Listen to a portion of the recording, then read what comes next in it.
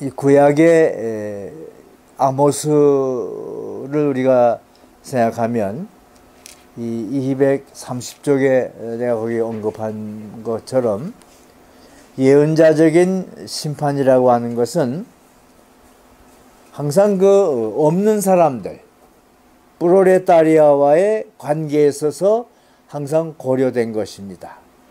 그 예언자들이 야단치고 백성들을 욕하고 그런 게 아니라 정말 가진 자들에 대해서 무서운 그 언어를 썼는데 그게 바로 그 심판, 너희들 이렇게 살다가 안 된다 하는 그 프롤레타리아 계급과의 관계에서만 그게 이루어진 것이죠. 남을 약한 자를 더 소외시키고 빼앗고 참 못살게 만들고 그런 원리들이 있다고 말이죠. 요즘에 내가 아침마다 그 성경 이 창세기 이제 쭉 이제 보고 있는데 그 이제 창세기 다음에 또 이제 레위기 쪽으로도 나오는데 참 그 하나님의 명령 속에 계속 얘기하는 것이 약한 자들에 대한 관심이에요. 약한 자. 그리고 애굽의 강한 자들에게서 밀려난 이스라엘 백성들의 얘기인데 이때 가장 가난한 사람들 노동자들이었어요. 노동자들이 이 사람들이다. 벽돌 굽는 노동자들이야. 하나님께서 계속해서 얘기하는 그 모랄, 도덕의 원칙은, 모랄의 원칙은 결국은 인간관계들이에요. 인간관계. 약한 자, 없는 자, 이 사람들을 가지고 너희들이 어떻게 살았는가? 약한 자들을 돌보는 그런 마음이 있는가 없는가? 이것이 하나님의 그 법의 핵심이라고. 그런데 이것을 바로 예수가 했지만은, 예수 그리스도는 했지만은, 그 다음에 위대한 아모스나 이런 사람들 했지만 교회들이 못했다 이거예요. 그러니까 성서에서는 분명하게 약한 자들을 향한 관심을 가졌는데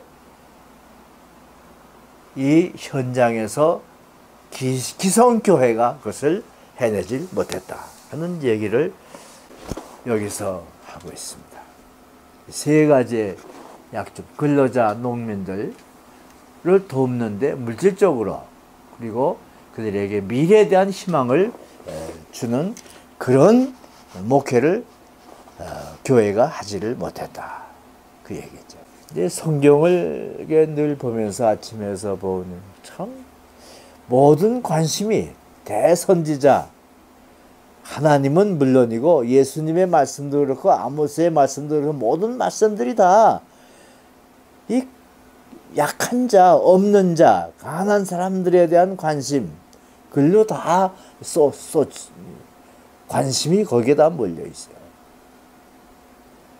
그런데 이상하게 기성교회가 이 성경을 가지고 살면서도 결국 이 프롤레타리아와 만나지 못하는 그런 현장을 우리가 보고 있습니다. 지금 우리 교회가 왜 안 되죠? 뭐 큰 교회만 잘 되지 않습니까? 작은 교회들이 안 되잖아요. 그 이유가 뭐예요? 그 이유가 뭐예요? 결국은 돈 놀이하면서 가진 자들끼리 자기들끼리 이렇게 노는 거 아닙니까? 그 당회라고 하는 걸 만들어 가지고 돈 자기들이 거기서 계산해서 수백억, 수천억 이렇게 만들어내는 그런 교회도 있어가지고 거기서 지금 문제들이 생기지 않습니까? 참 이게 지금 우리의 참 가장 큰 문제죠. 근데 그 하버드 출신 그 중 한 분이 이번에 크게 소리치면서 나왔대요. 이 돈에 타락하는 불교나 한국 불교 난 떠난다. 그분이 떠났더만 그저께 신문이 났던가. 야, 그 우리 우리 예장에서 좀 그렇게 좀 한번 얘기하고 또 갈 사람이 없을까 기대를 좀 해봤는데 아직은 없는데, 참 이 개신교와 프롤레타리아가 만나지 못하는 거, 여기에 바로 우리의 교회의 타락이 있다는 것, 바로 그 얘기를 지금 여기서 제가 하고 있습니다.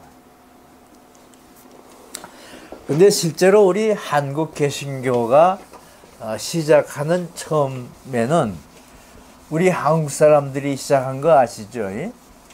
그 누구죠? 서경조, 서상년 두 분 기억하시죠? 우리나라에 신교가 들어온 지가 1884년으로 이렇게 적혀 있죠. 근데 그보다도 이게 얼마예요? 그 전에. 그리고 마가복음도 1882년 누가복음, 요한복음이 우리말로 번역이 됐어요. 우리나라에 복음이 들어오기 전에 우리말로 번역이 됐어요, 벌써. 미국 사람들이 들어와서 전한 그 시기가 아니라 이미 만주에서 서경조, 서상윤이가 세례받아 한국인으로서 됐단 말이죠, 교인이. 그런데 이렇게 멋지게 시작한 우리 한국 교회가 이제 232쪽에 이제 썼는데, 이게 일본 때문에 이제 망조가 되는 것이죠. 그러니까 카스라 테프트 협정 때문에 결국은 이제 우리 민족을 배반하는 그런 기독교로 이제 변질 시작하는 게 바로 이때입니다.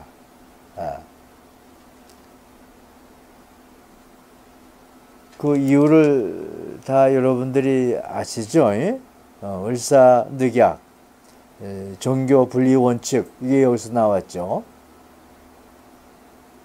이 카스라 테프트가 이건 뭡니까?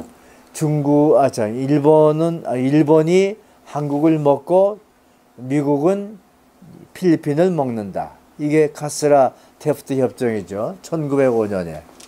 이제 우리나라에 대한 그 침략 정책이 이게 아주 오래전에 시작이 된 거예요. 이게 바로 이때의 그 소위 카스라 테프트, 소위 이걸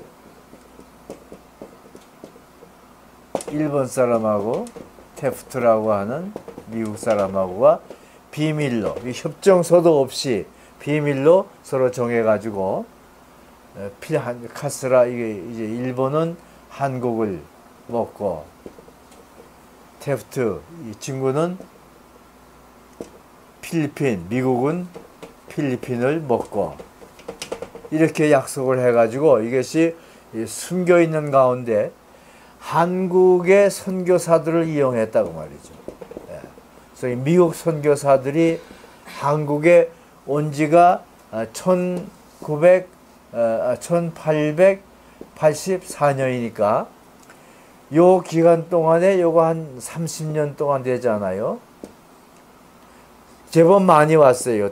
요때 요 사람들을 이제 이용해 가지고 한국을 일본과 연결시키는 거죠. 그러니까 우리 조선 땅을 이제 일본이 먹게 이제 놔두는데 누가 이용됐냐면 이 선교사들이 이용됐다 이거죠.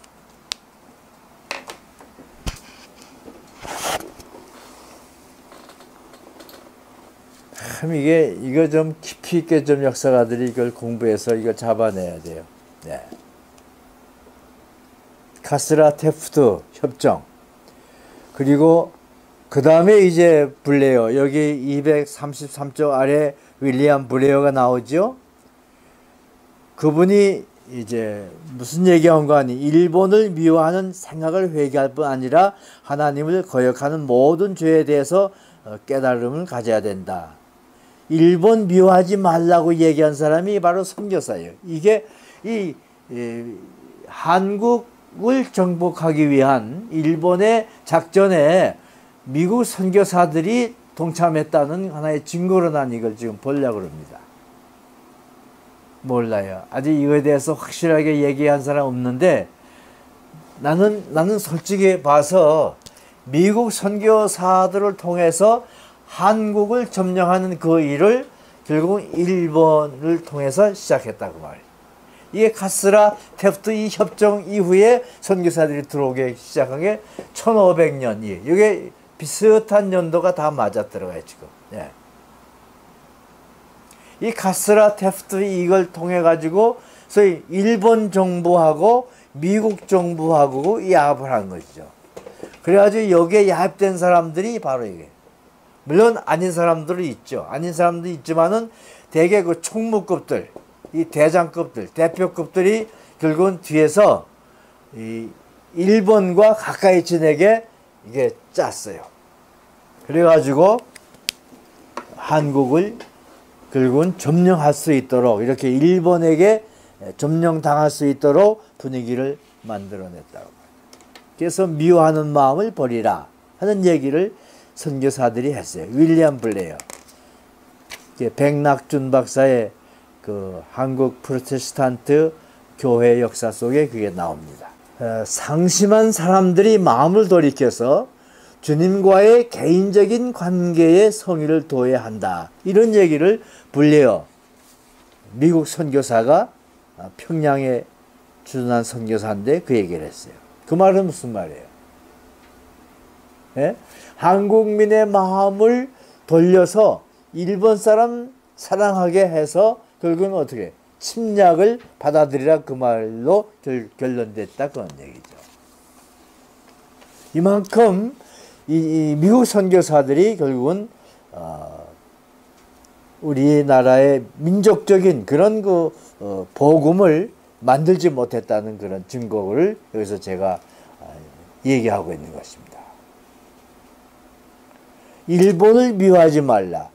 이게 말이 되죠. 이 적개심을 가지고 우리 민족을 삼키려는 이 악한 사람들에 대해서 강하게 반발해 나갔어야 하는데 이걸 신앙으로 다 덮어버렸다고 말이죠.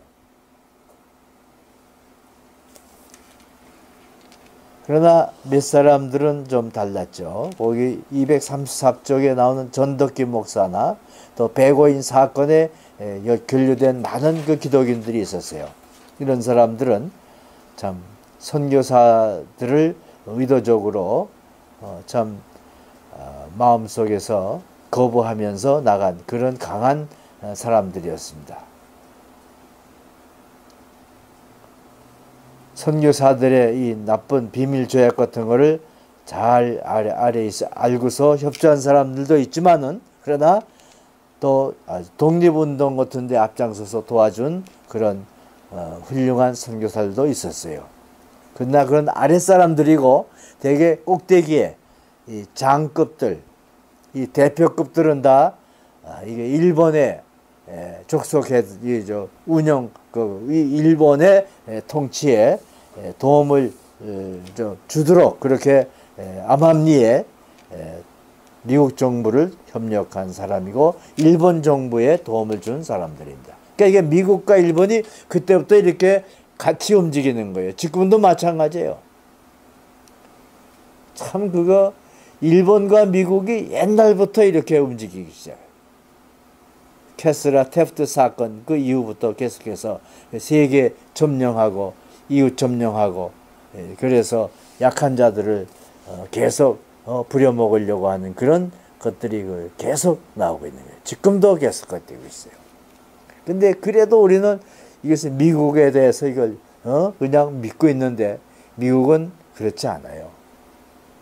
항상 일본을 우선시하고 있는 것을 제가 늘 경험하고 있습니다. 1910년 합방됐을 때도 5년 동안 미국 선교사들은 미국의 그 정치의 노름에 그대로 따라간 거예요. 그러니까 일본을 도와준 것이 바로 미국 선교사들이었다. 그런 얘기. 참 그런 아픈 그런 역사 얘기들을 우리가 지금 한다고 하는 게 참 어리석지만은 그래도 한번 이걸 짚고 넘어가야 돼요. 그 어떤 목사님인가 그 한국적인 그런 그 교회를 좀 해보려고 할 때에 선교사들이 반대했다는 그 얘기를 온도우드가 그랬어요. 기독교 우리나라 사람들끼리 모여서 찬송가도 만들고 예배 의식도 좀 새롭게 하자 할 때에 가서 거기 왔었는데 온도우드가 기독교적인 데가 없고 무정부주의적이다 이렇게 혹평을 하면서 우리 한국적인 기독교 운동을 이분이 안 도와줬다 하는 얘기죠. 뭐 우리가 온도우드는 참 우리 애국자 도와줬다 뭐 이렇게 얘기하는데 실제는 안 그랬다고 말이죠.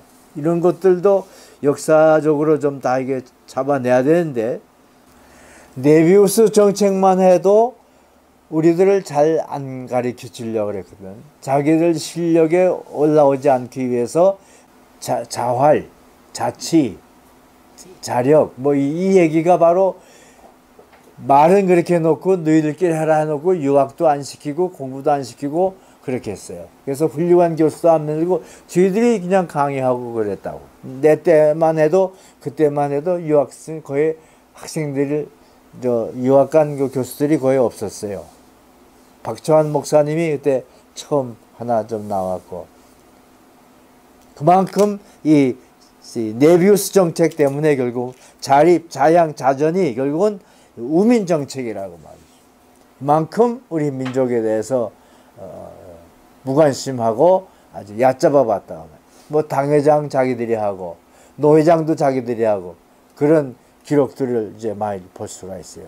총회장도 하고 학장도 저희들이 하고 한동안 그랬어요. 내가 1880 몇인가 그때 무학교에 있을 때인데 총회에서 선교 미션 컨설테이션 할 때 보면은 선교사들이 자기들이 늘 주장하고 위원장 되고 그러더라고. 그래서 나도 이제 총대로 이제 가서 미션 컨설테이션 참석해 가지고 위원 중에 하나였었는데 가만히 보니까 이걸 우리나라에 남기질 않아. 야, 그때가 벌써 1970 몇 년, 80 몇 년도인데 안 남겨. 그래서 내가 총회 때 총대로 와가지고 총회에서 내가 질의를 했어요. 이게 다른 나라에선 다 미션 컨설테이션 하면서 그 나라 사람들이 주관하는데 왜 우리나라는 아직도 이게 안 당겨주느냐. 그러니까 자기들끼리 선교 미션 파운데이션을 따로 만들어 놓고 있더라고 그때까지도. 그게 내가 총회에서 대고서 이거 이제 우리 총회 안으로 집어넣읍시다. 동의어 재창이요. 그래서 그때 바꿔줬다고 왜? 그게 선교사를 내가 미움받았어. 예. 그때까지도 그걸 안 내놓고 말이야. 저희들이 미션 뭐니 오면 자기네끼리 얘기하고 저 대표 누구 우리 와서 그저 보면 그냥 보고만 하고 그렇게 하더라고. 너무 내가 억울해서 그때 유학 갔다 왔으니까 난 미국 가서 봤거든. 나 보니까 이미 다른 나라들은 다 줬더라고 벌써. 근데 우리나라만 안 줬어. 그래서 총회에서 1883년 같아 내가. 그걸 동의 제청해가지고 그때부터 이제 옮기고 그때부터 선교사들이 이제 안 들어오고 하나하나 떠나더라고 그때부터. 네. 그래서 내가 미움을 많이 받았어요 선교사들에게. 그리고 12신조도 우리나라의 12신조도 이게 인도 거를 와서 썼더라고 나중에 보니까. 난 잘 몰랐어. 인도의 신조를 갖다가 우리나라 걸로 번역을 해 썼더라고. 그러나 참 이게 우리나라 사람들이 자기들이 연구해서 이렇게 안 만들고 외국 걸 갖다가 썼더라고. 참 이렇게 해서 내가 소위 미국 가서 공부하면서도 반미주의자가 돼버린 이유가 바로 이런 내용들을 공부하면서 알게 된 겁니다. 신학교 때는 몰랐어. 전혀 몰랐어. 아주 선교사들이 우리 위해서 일 많이 한 줄 알았는데 다 이용만 했다라고 보니까. 나 이거 마이크 좀 이거 좀 끄고 얘기 좀 할 거야. 이거 좀 끄시.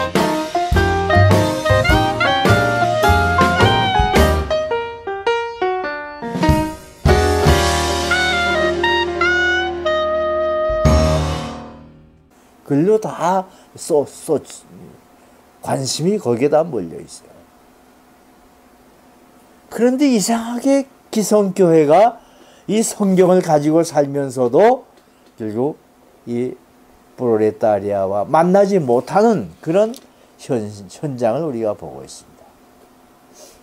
지금 우리 교회가 왜 안 되죠? 뭐 큰 교회만 잘 되지 않습니까? 작은 교회들이 안 되잖아요. 그 이유가 뭐예요? 그 이유가 뭐예요? 결국은 돈 놀이하면서 가진 자들끼리 자기들끼리 이렇게 노는 거 아닙니까? 그 당회라고 하는 걸 만들어 가지고 돈 자기들이 거기서 계산해서 수백억, 수천억 이렇게 만들어내는 그런 교회도 있어가지고 거기서 지금 문제들이 생기지 않습니까? 참 이게 지금 우리의 참 가장 큰 문제죠. 근데 그 하버드 출신 그 중하다 그 성경 이 창세기 이제 쭉 이제 보고 있는데 그 이제 창세기 다음에 또 이제 레위기 쪽으로도 나오는데 참 그 하나님의 명령 속에 계속 얘기하는 것이 약한 자들에 대한 관심이에요. 약한 자. 그리고 애굽의 강한 자들에게서 밀려난 이스라엘 백성들의 얘기인데 이때 가장 가난한 사람들 노동자들이었어요. 노동자들이 이 사람들이다. 벽돌 굽는 노동자들이야. 하나님께서 계속해서 얘기하는 그 모랄, 도덕의 원칙은, 모랄의 원칙은 결국은 인간관계들이에요. 인간관계. 약한 자, 없는 자, 이 사람들을 가지고 너희들이 어떻게 살았는가? 약한 자들을 돌보는 그런 마음이 있는가 없는가? 이것이 하나님의 그 법의 핵심이라고. 그런 한 분이 이번에 크게 소리치면서 나왔대요. 이 돈에 타락하는 불교나 한국 불교 난 떠난다. 그분이 떠났더만 그저께 신문이 났던가. 야, 그 우리 예장에서 좀 그렇게 좀 한번 얘기하고 떠날 사람이 없을까 기대를 좀 해봤는데 아직은 없는데 참 이 개신교와 프롤레타리아가 만나지 못하는 거 여기에 바로 우리의 교회의 타락이 있다는 것 바로 그 얘기를 지금 여기서 제가 하고 있습니다. 근데 실제로 우리 한국 개신교가 시작하는 처음에는 우리 한국 사람들이 시작한 거 아시죠? 그 누구죠? 서경조, 서상년 두 분 기억하시죠? 우리나라에 신교가 들어온 지가 1884년으로 이렇게 적혀 있죠. 근데 그보다도 근데 이것을 바로 예수가 했지만은 예수 그리스도는 했지만은 그 다음에 위대한 아모스나 이런 사람들 했지만 교회들이 못했다 이거예요. 그러니까 성서에서는 분명하게 약한 자들을 향한 관심을 가졌는데 이 현장에서 기성교회가 그것을 해내질 못했다 하는 얘기를 여기서 하고 있습니다. 세 가지의 약점, 근로자, 농민들을 돕는데 물질적으로 그리고 그들에게 미래에 대한 희망을 주는 그런 목회를 교회가 하지를 못했다. 그 얘기죠. 이제 성경을 늘 보면서 아침에서 보는 참 모든 관심이 대선지자 하나님은 물론이고 예수님의 말씀도 그렇고 아모스의 말씀도 그렇고 모든 말씀들이 다 이 약한 자, 없는 자, 가난한 사람들에 대한 관심.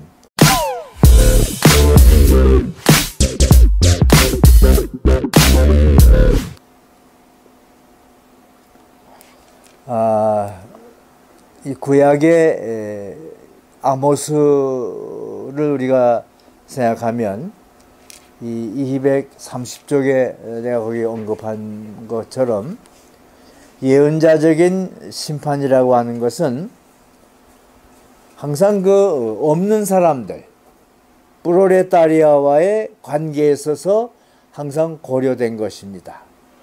그 예언자들이 야단치고 백성들을 욕하고 그런 게 아니라 정말 가진 자들에 대해서 무서운 그 언어를 썼는데 그게 바로 그 심판, 너희들 이렇게 살다가 안 된다 하는 그 프로레타리아 계급과의 관계에서만 그게 이루어진 것이죠. 남을 약한 자를 더 소외시키고 빼앗고 참 못살게 만들고 그런 원리들이 있다고 말이죠. 요즘에 내가 아침마다